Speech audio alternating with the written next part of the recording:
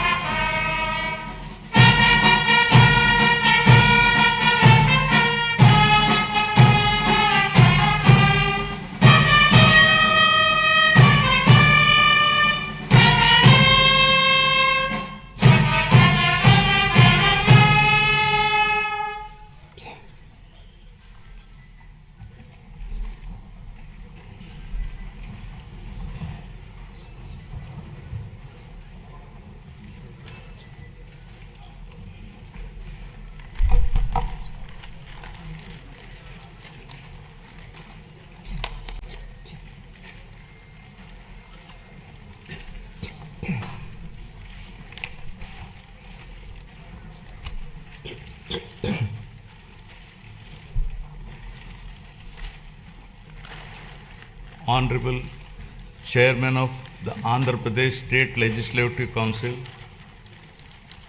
Honorable Speaker of Andhra Pradesh Legislative Assembly, and Honorable members of this August Legislature,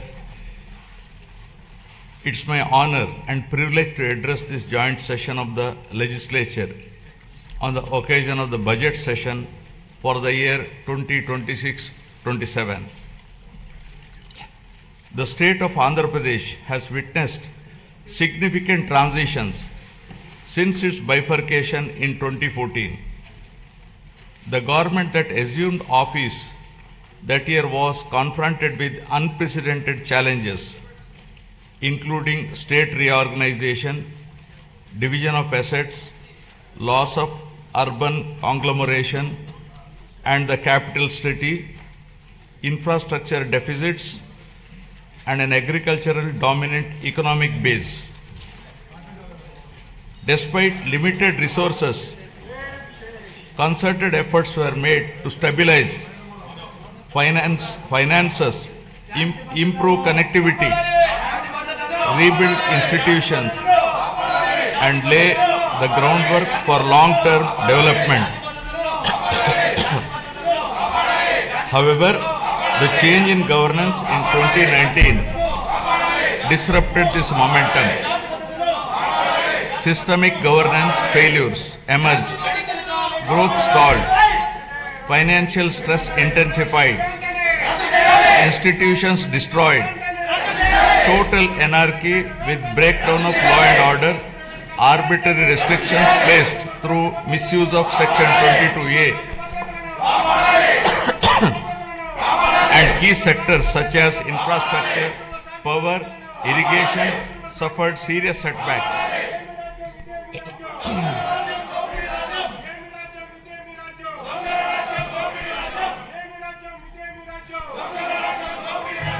Disenchanted by these experiences, the people of Andhra Pradesh responded their faith once again in my government in 2024, granting an unprecedented mandate to rebuild the state. The decisive verdict of electing National Democratic Alliance government reflects their deep trust and confidence in the leadership of Honorable Chief Minister Sri Nara Chandrababu Naidu Garu, the committed partnership of Sri Pawan Kalyan Garu, Honorable Deputy Chief Minister, and the continued guidance and support of Honorable Prime Minister of India Sri Narendra Modi Garu.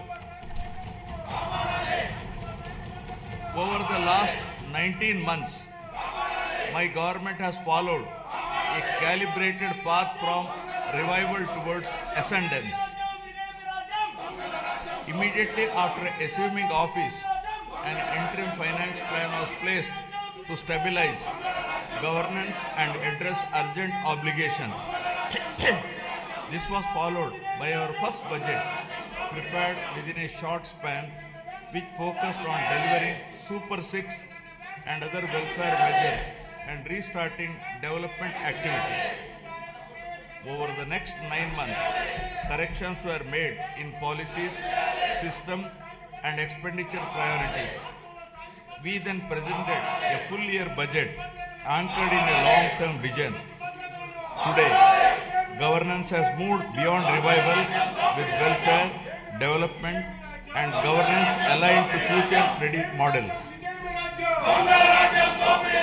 Upon assuming office, my government placed transparency at the forefront by releasing 7 white papers that objectively documented and thereby made common citizen understand the misgovernance in public finances, derailment of the Polavaram project, destruction of the power sector, misappropriation of natural resources, criminal excise policies, deterioration in law and order, and the misguided 3 capital proposal with an aim of destroying futuristic Amaravati that stalled the state's overall progress. By openly acknowledging the problems, my government demonstrated transparency and seriousness of intent. Rather than treating them as standalone reports, government viewed these papers as a starting point for course corrections. Present phase of governance is extremely critical and cannot be considered business as usual. It calls for a clear roadmap and a shared resolve for transformative governance. Accordingly, the government has unveiled the Swarnandhra Vision 2047, placing families and communities at the heart of development. This vision seeks to harmonize prosperity with dignity, growth with equity, and ambition with sustainability. It is in this transformative journey, the state draws inspiration from the timeless wisdom of our civilizational heritage, reflected in the Pavamana mantra from the Brihadaranyaka Upanishad. Asatoma Sadgamaya, Asatoma Sadgamaya, Tamosoma Jyotirgamaya.